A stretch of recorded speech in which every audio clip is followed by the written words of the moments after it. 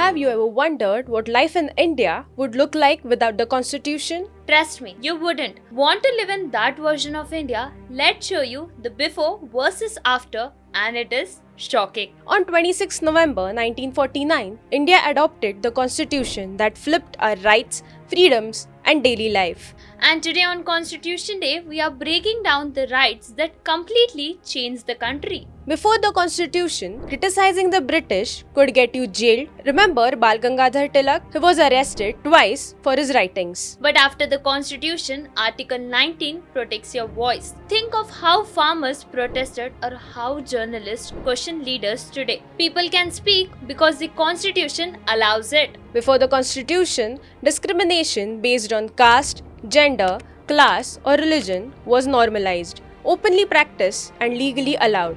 Entire communities couldn't enter school, temples, or even use the same wells. After Article 14 to 18 changed everything, Ambedkar himself, who faced caste humiliation as a child, like being denied drinking water at school, later wrote that very laws that abolished untouchability. Thousands of girls and lower caste children were denied schooling. Savitribai Phule had stones and mud thrown at her for teaching girls. Article 21A makes education a fundamental right. Every child must have the access of schooling, and today lack of girls, especially in rural India, go to school because the law guarantees it. The state could detain you without proper reason.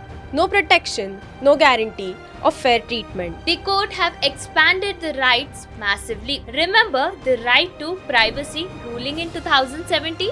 The Supreme Court said privacy is part of life and liberty. That protection exists now because Article 21 exists. Before, if your rights were violated, you had nowhere to go, no system to fight back. Ambedkar himself called Article 32 the heart and soul of the Constitution.